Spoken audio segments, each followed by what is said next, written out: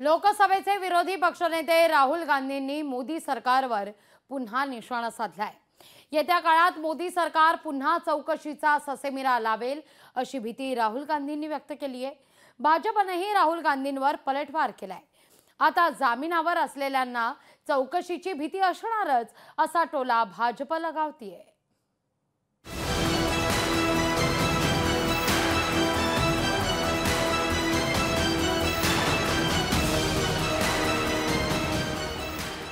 राहुल गांधी ईडीच्या चक्रव्यूहाचं भाषण न आवडल्यानं कारवाईचा आरोप।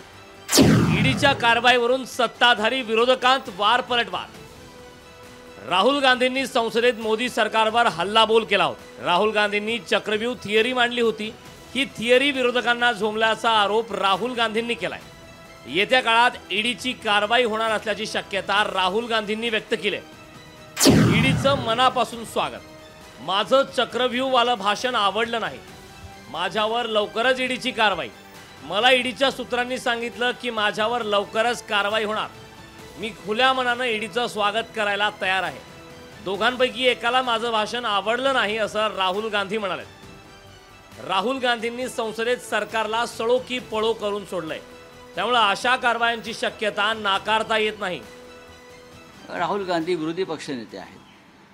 ज्या पद्धतीनं गेल्या 1 महिन्यापासून ते सरकारवरती हल्ला करतायत, सरकारला आरसा दाखवतायत, मोदी आणि शहांना सळो की पळो करून सोडतायत, त्याच्यामुळे राहुल गांधी असतील, आम्ही सगळे असू, आम्हाला पुन्हा एकदा कारवाईला सामोरं जावं लागेल। आमची तयारी आहे। जामिनावर असलेल्या नेत्यांना अटकेची भीती असणारच असा टोला भाजपनं लगावलाय। मुळामध्ये ज्यांनी गुन्हा केलाय, जो बेलवर आहे, त्याला भीती राहणारच।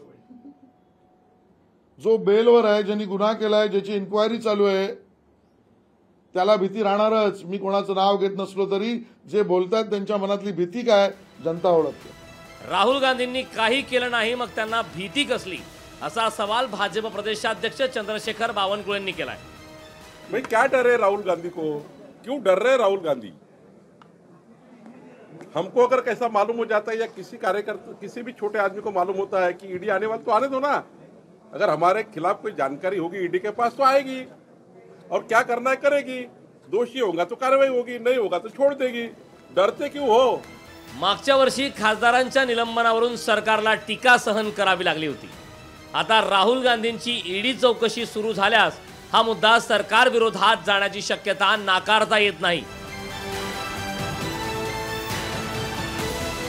ब्युरो रिपोर्ट, लोकशाही मराठी, मुंबई।